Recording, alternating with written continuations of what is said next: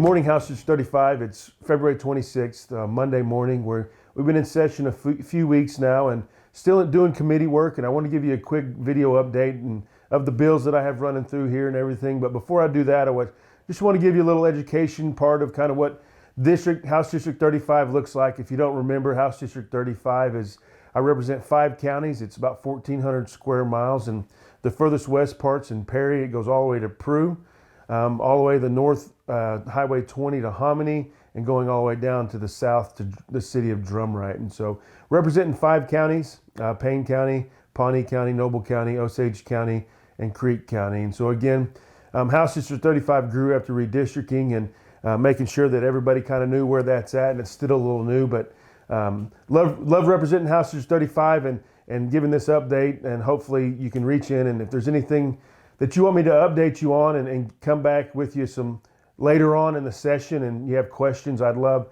email me and send them in, and I'll get a video together to do that as well.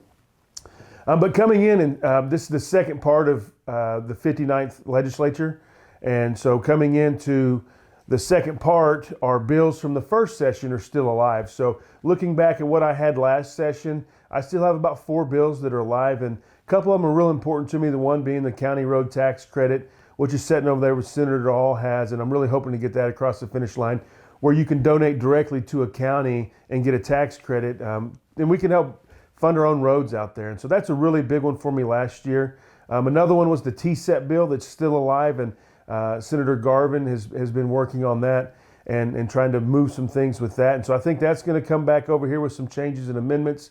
And then another one that we have that's probably the biggest one was the Senate Bill 941, which is the fee bill for the Oklahoma Department of Wildlife. And being the chairman of the Oklahoma Department of Wildlife, this has been a bill that I've ran for several years. When we passed off the House floor, we couldn't get it passed on the Senate side. So I asked the Senate to run it first. They passed it last year. We get it over here, and we didn't get it passed off the floor last year, but it's a live round. We're fixing to do February 28th, actually, and change the fees and structure of the Oklahoma Department of Wildlife hunting and fishing licenses. And so hopefully we get that done and get it out of here and signed by the governor. Some exciting news, though, is, I've been nominated as the chairman for the Veterans Caucus, and taking over that role, and obviously the importance of veterans and being a veteran myself. It's an honor, and I'm proud, and I'm really happy to serve in this capacity at the state level, and looking forward to see what it has in hand in the future. My first bill that I want to talk about is House Bill 3801. This is kind of that third phase of the Oklahoma Certified Beef Act. I'm requesting $25 million. I created the bucket that we can put this money in to incentivize Oklahoma products being processed by a meat facility. So again, trying to get $25 million out there to tell these packers that, hey, we're interested in prioritizing Oklahoma certified meats. And if you're ready to jump into that with us, that we will give an incentive money of $25 million. Created a commission, some of the governor's appointees and the House and Senate appointees, and there'll be a board created and a commission to select a winner for this $25 million bucket that we hopefully can ramp up Oklahoma production, where everybody in the state, commercial-wise, schools, there's no reason that we shouldn't have a chance that our people in this state are eating Oklahoma products. And so that's the main goal, and it's my number one bill, and it is a heavy lift for sure. So again, looking forward to see how that goes. I've passed this already out of the subcommittee. It's going to go full A and B next, and then it goes through the process on the floor and then to the Senate. And so really looking forward to that one, House Bill 3801, and I'll probably do a video update if that gets any further, and I'm super excited about that. Another one that I really like to do, and the rewarding part of is getting roads and bridges and honoring some people in the areas. And one that's going to be really important to me this year was my best friend from high school passed away 2 days after being inaugurated as the Florida Seminole president. This is the tribe in Florida, and 2 days after his inauguration, he passed away. And so there's a bridge in the county that I found that he was part of the Panther Clan. So they're naming this bridge after him, and it's a huge honor to get this done. We also started a scholarship in Pawnee for the school in his name, and the James Holt Leadership Scholarship. And so it's a big honor for me to be a part of that and never let my friend be forgotten. And so House Bill 3002 is another one that's important to the Oklahoma Historical Society, and it's a request bill from them for the fleet management so they can buy a truck for the Pawnee Bill Ranch, which again, when you start talking about getting a working ranch that are feeding bison, that we don't need a brand new vehicle going out there and getting beat up. So we have to do some exemption there to help them to get that done. Another one, the National Guard has put a request in for some tax exemption for soldiers that are driving over the 50-mile range.